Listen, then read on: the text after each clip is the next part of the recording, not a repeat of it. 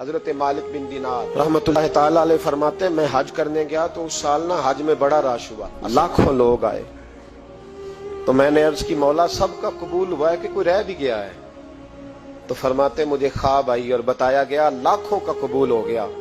بڑا بے نیاز ہے اللہ، بڑا بے نیاز ہے، بڑا کریم ہے، چاہے تو گھر بیٹھے بیٹھے کہے ماں باپ کا چہرہ دیکھ میں تجھے حج کا ثواب دیکھ، ماں باپ کا چہرہ کا سب کا قبول ہوا، ایک ہے محمد بن ہارون بلخی اس کا نہیں قبول ہوا۔ فرماتے ہیں میں سویرے اٹھا تو میں ڈھونڈنے لگا کہ بلخ کے لوگ، خراسان کے لوگ کہاں ٹھہرے ہوئے، وہاں علیحدہ علیحدہ ہوتے ہیں نا، یہ پاکستانیوں کی بلڈنگیں، یہ انڈین ہیں، یہ فلان ملک کے، تو کہتے ہیں میں ڈھونڈتے ڈھونڈتے پہنچا تو میں نے بلخ کے لوگوں کو پا لیا۔ میں نے پوچھا تم میں محمد بن ہارون بلخی کون ہے؟ تو لوگ کہنے لگے وہ تو بڑا نیک آدمی ہے، بڑا پرہیزگار ہے۔ کہتے ہیں میں نے کہا مجھے خواب آئی ہے حج قبول نہیں ہوا، یہ تعریفیں کر رہے ہیں۔ میں نے کہا کس طرح کا نیک؟ تو لوگ کہنے لگے جی 24واں تو وہ حج کرنے آیا ہے، ساری رات نفل پڑھتا ہے، سارا دن روزہ رکھتا ہے، بہت مالدار تھا پر ہر چیز اللہ کی راہ میں خیرات کر دی۔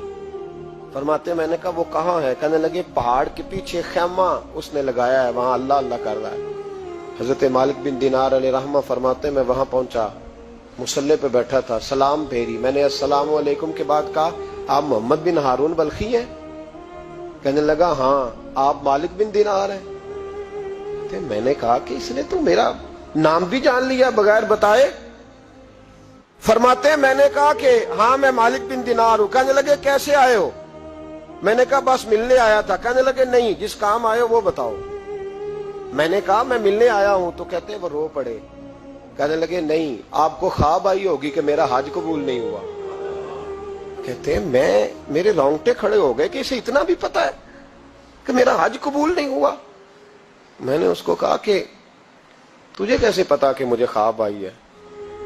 کہنے لگا مالک بن دینار مجھے 24 سال ہو گئے، میں اس بے نیاز کے گھر کا طواف کرتا ہوں، میں حجر اسود کے بوسے لیتا ہوں، میں مقام ابراہیم پہ نفل پڑھتا ہوں، میں صفا مروہ کی سعی کرتا ہوں، پر 24 سال بیت گئے۔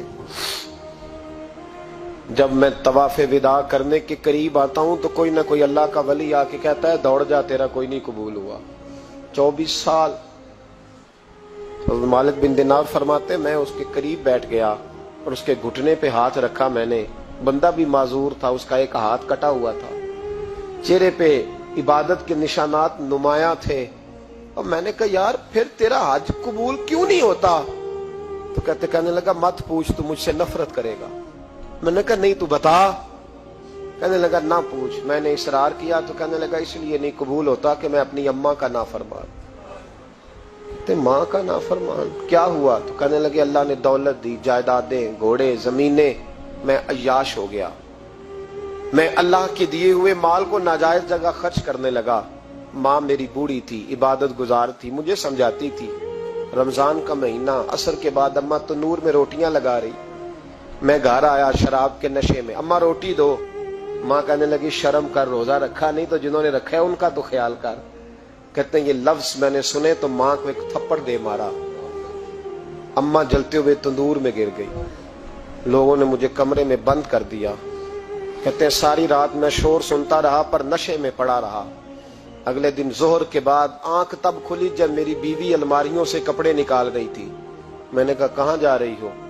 کہنے لگی میکے جا رہی ہوں، میں ماں کے قاتل کے ساتھ وقت نہیں گزار سکتی۔ میں نے کہا ماں قتل ہو گئی؟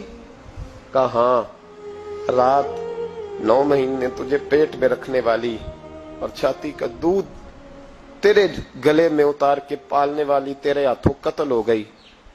کہا کدھر ہے میری ماں کی میت؟ کہا دفن کر دیا۔ بتایا کیوں نہیں؟ کہتے مرتے وقت کہہ گئی تھی اسے میرا منہ نہ دکھانا، میرے جنازے کے قریب نہ آئے۔ کہنے لگا میں اسی وقت اٹھا جس ہاتھ سے ماں کو مارا تھا، کلاڑا لے کے ہاتھ کاٹ دیا، جائیدادیں، گھوڑے، مکانات خیرات کر دیے۔ ساری رات نفل پڑھتا ہوں، سارے دن کے روزے رکھتا ہوں، ہر سال حج کرتا ہوں، عرش کا مالک معاف نہیں کرتا۔ حضرت مالک بن دینار کہتے ہیں میں نے بھی ایک تھپڑ مارا، میں نے کہا تو اسی قابل ہے تجھے معاف نہ کیا جائے، کبھی تجھے معافی نہیں ملے گی۔ کہتے ہیں میں ہو کے آیا، وہ روتا رہا، تڑپتا رہا، میں سویا گھر آ کے تو مجھے مصطفیٰ کریم علیہ السلام کا دیدار نصیب ہو گیا۔ نبی پاک صلی اللہ تعالی علیہ وسلم نے فرمایا مالک تو اسے کیوں مایوس کر آیا ہے اللہ کی رحمت سے، کیوں کہہ آیا ہے اسے؟ میں نے کہا حضور اتنا بڑا قاتل ماں کا کیسے معافی ملے گی؟ تو محبوب فرمانے لگے اس کی ماں کی وجہ سے ہی اسے معافی ملے گی، ماں کی وجہ سے۔ حضور کس طرح؟ فرمایا ماں قیامت کے دن اس کے خلاف مقدمہ دائر کرے گی، کہے گی اللہ اسے پوچھ میرا جرم کیا تھا، مجھے کیوں جلا کے مارا؟ رب بات سنے گا اور پھر کہے گا اٹھاؤ اس کے بیٹے کو۔ ماں او بچے کی ماں بھیجے نا اب تیرے بیٹے کو سزا دے، کہے گی یا اللہ سخت سزا دے، تو رب کریم فرمائے گا اٹھاؤ اسے جہنم میں لے جاؤ۔ مصطفیٰ کریم فرمانے لگے جب زنجیریں ڈال کے فرشتے دوزخ کی طرف لے جا رہے ہوں گے نا تو پلٹ کے ماں کی طرف دیکھے گا، تھوڑا پھر آگے بڑھیں گے تو پھر دیکھے گا، پھر دوزخ کے قریب جائیں پھر دیکھے گا اور کہے گا اماں جی مجھے جلائیں گے، مجھے تکلیف ہوگی، زندگی میں جب درد ہوتا تھا تیرا نام میری زبان پہ آتا تھا، اماں مارنے لگے ہیں مجھے، جلائیں گے۔ میرے مصطفیٰ کریم فرمانے لگے وہ ماں اسے جلا کے مار دیا، وہ میدان محشر بول پڑے گی، کہے گی اللہ اے اللہ اے اللہ۔